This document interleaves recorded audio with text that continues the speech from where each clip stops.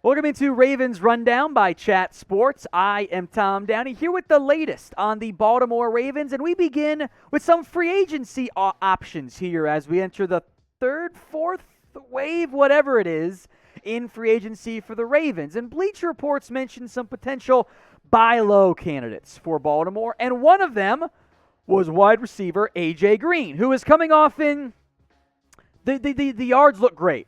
Everything else was kind of iffy. A couple of the controller disconnected moments in pivotal games, but, that happens sometimes. And he could give some help for the Ravens at the wide receiver spot. Here's what Bleacher Report wrote. Quote, Green's not well suited for a rebuilding team, but the veteran would be a fine addition to a win-now squad. The Packers could consider Green as a complementary piece. He would also be a solid fit for the Baltimore Ravens, who have struggled to provide Lamar Jackson with reliable perimeter targets. I actually don't hate this idea for the Ravens. Now, there are bodies on this roster.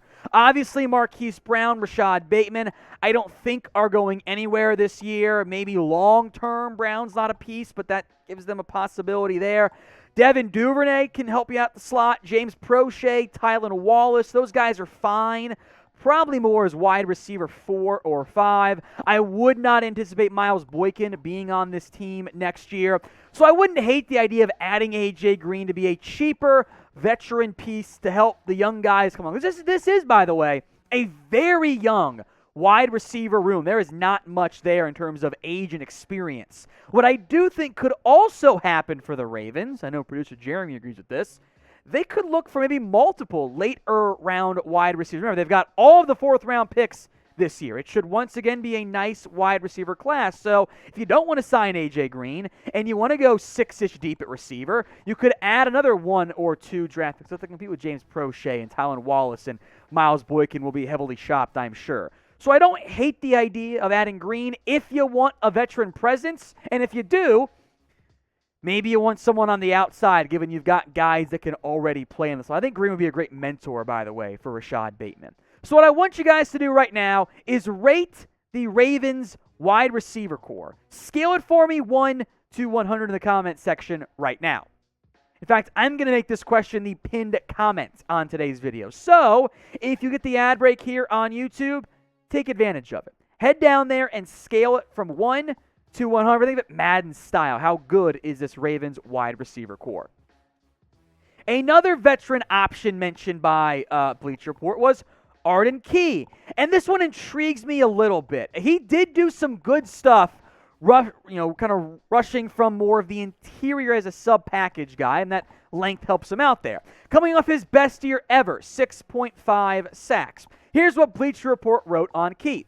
Key could still develop into a very valuable rotational rusher. A return to San Francisco would be logical given his performance last season. The soon-to-be 26-year-old also makes sense for the Ravens, who missed out on edge defender Zadarius Smith, when Zadarius Smith backed out of his deal. Ironically, I think you can kind of almost use Key in a similar-ish fashion of give him some interior stand-up rushes like Smith used to do so much with the Ravens. I think Key could be a great buy low candidate who can produce. And I don't think the market for Key is that strong in terms of a lot of other NFL interest. I think there's some, he had 6.5 sacks, but your pressure rate wasn't as great as others, bit of flash in the pan. But this is a former highly touted draft pick who could have gone round 1, but teams were spooked by a variety of off-the-field testing, etc. Just overall size, he was so darn skinny coming out of LSU. All those things dropped into the third round, bust with the Ravens, rebounded significantly with the 49ers. So if you want a rotational edge, Key could make some sense. I also wonder, could he wait until after the draft? We're barely a month away. There won't be that much action. There are always players who wait to see if there's a team with a bigger need that would pay them more money because they missed out on their guy, say, early on in the NFL draft. What do you guys think is the biggest need on the Ravens right now? Is it more corner help? Is it center? Is it edge rush like we just mentioned? Is it somewhere else along the offensive line? Let me know in the comment section. And while you're down there in the comment section, make sure you are subscribed. The latest Ravens news and rumors are all right here. Free agency and, of course, the NFL draft. So if you haven't already, hit that big red button and subscribe right now.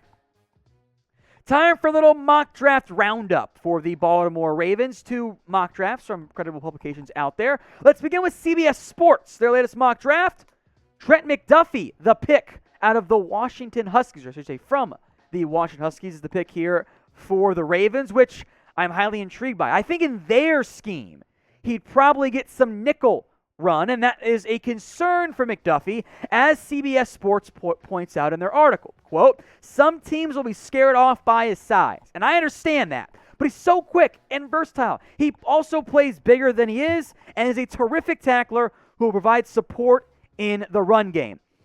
Plays bigger than he is, terrific tackler, run game support. Sounds like a nickel corner, doesn't it? Now, I don't know if you want to take a nickel corner this early, but I do think McDuffie is a first-round pick. The size teams are worried about, less about the height. He's not that short. Short arms, however, that will scare off NFL teams. Somebody will get a very good corner wherever they draft him. He could be a nickel early, and then if you move on from Marcus Peters next year, take over on the outside. Sticky is the way to describe McDuffie in coverage. There's not a lot of allowed separation. Really good feet and quickness. I think it's a little bit early for the Ravens, but I wouldn't hate the pick, even though maybe some of you guys want a Jordan Davis or a Tyler Linderbaum instead. Another mock draft pick coming up, but first, get yourself a new Ravens jersey at chatsports.com/Ravens jersey. Marcus Williams, we got his jersey for you guys, plus tons of other players like Lamar Jackson. And almost any player you're a fan of, you can at least get a custom one. Some of these are on sale for a limited time only at chatsports.com/Ravens jersey. Check the comments section and the description. We'll put that link in there for you guys right now. All right, the Draft Network put out a new mock draft. They got another corner, one we haven't talked about that much, top 15. Andrew Booth, a junior, by the way, out of Clemson. Well, he's a junior, but he was actually a redshirt sophomore. Better ball skills than Trent McDuffie. I've got McDuffie higher among my corners in this year's class. McDuffie's top 3. Booth is competing for maybe top 5. Here's what the Draft Network wrote. Booth is an explosive athlete with twitchy movement skills to mere opposing receivers. This move allows Ravens to get to confident press man coverage. Here's the thing. Booth has the traits to be a really good press man coverage corner. He's young. He is certainly ascending. He reminds me of C.J. Henderson coming out, where other people are going to be higher on him than I am because I didn't see enough consistency yet out of Booth. Now, he has the upside to be worthy of a top 15 pick. Make no mistake about it. But he got beat more and on a pretty regular basis than McDuffie did. There are moments, make no mistake about that, out of Andrew Booth. I would wonder if maybe cover 3 might suit his skill set a bit better early on in his NFL career. But unlike McDuffie, he's a bad tackler. Like, he does not tackle well at all. So that is a big-time red flag for me. He missed, I think, 11 this year. A lot of missed tackles for Andrew Booth. So I don't love him in round 1. I would like him more as a trade-down candidate instead. So pick one to draft for me. I'm going Trent McDuffie. I'd probably write in the Linderbaum or even a Jordan Davis instead. But, hey, those were the options. So pick a corner. M for McDuffie or B for Andrew Booth. Remember to subscribe to us here at Ravens Rundown for even more NFL draft coverage, including maybe a new 7-round mock draft for the Ravens. Could be just around the corner. Hit that big red button right now.